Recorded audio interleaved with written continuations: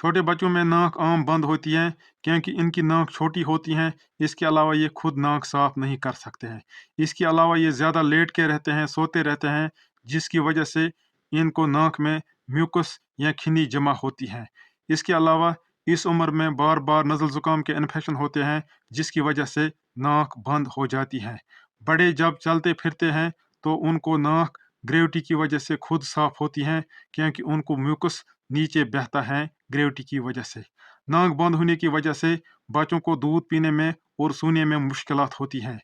दूध पीते वक्त ऐसे बच्चे की नाक भी बंद होती है और मुंह भी बंद हो जाता है चूची की वजह से या ब्रेस्ट की वजह से, जिसकी वजह से इनको सफोकेशन की फीलिंग हो जाती है और ये दूध छोड़ देते हैं। ऐसे बच्चे रुक रुक के दूध पीते हैं, 2-4 घूंट पीते हैं, फिर छोड़ते हैं, सांस लेते हैं, फिर दोबारा पीते हैं। ऐसे बच्चों को कभी कभी दूध पीने में मुश्किलात हो जाती हैं और बार बार रोते हैं, दूध नहीं पीते हैं। इसके अलावा नींद के दौरान ऐसे बच्चों को दम जैसा फीलिंग होती है या सफोकेशन फीलिंग होती है, जिसके बाद ये नींद से जाग जाते हैं और मुंह से हवा पीते हैं। ऐसे बच्चों को नींद में मुंह से सांस लेना नहीं आता है, इसलिए ये जाग के ही मुंह से सांस लेते हैं। ऐसे बच्चों को हम नाक कैसे साफ करते हैं? ऐसे बच्चों को नाक खुद साफ हो सकती है अगर हम इनको थोड़ा खड़ा रखेंगे। अगर हम इनको अपने गोदी में उठा के इधर उधर ले जाएंगे, इनको ग्रेविटी की वजह से म्यूकस नीचे बहेगा और नाक साफ हो जाएगी। इसके अलावा ऐसे बच्चों को आप रिक्लाइनिंग पिलो पे रख सकते हो, जिससे इनको ग्रेविटी की वजह से नाक बहेगी और नाक खुद साफ हो जाएगी। इसके अलावा ऐसे बच्चों को हम नेज़ल सलाइन भी प्रिस्क्राइब करते हैं। अगर कोई नज़ल ज़ुकाम इन्फेक्शन नहीं है तो नॉर्मल सलाइन प्रिस्क्राइब करते हैं। अगर कोई नज़ल ज़ुकाम में इन्फेक्शन या कंजेशन है तो hypertonic nasal saline drops prescribe करते हैं। 2-3 कतरे नाक में डालते हैं और उसके बाद नाक को दबाते हैं। 1 मिनट के बाद बच्चे को खड़ा करते हैं और फिर नाक साफ करते हैं। कतरे डालते वक्त बच्चे को लेट के रखना होता है, बल्कि सिर थोड़ा पीछे ही या नीचे ही लेना पड़ता है। नाक के अंदर कतरे जाने चाहे, उसके बाद दबाना है।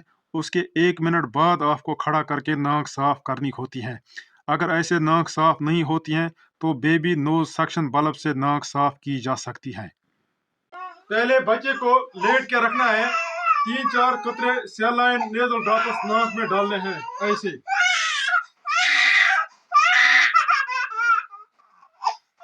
उसके बाद बच्चे के नाक को थोड़ा दबाना है ऐसे ऐसे ऐसे।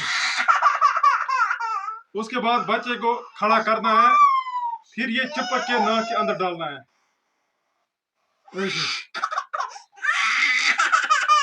और छोड़ना है। नाक में डाल के ये छोड़ना है, जब छोड़ेंगे ये नाक साफ करके लाएगा।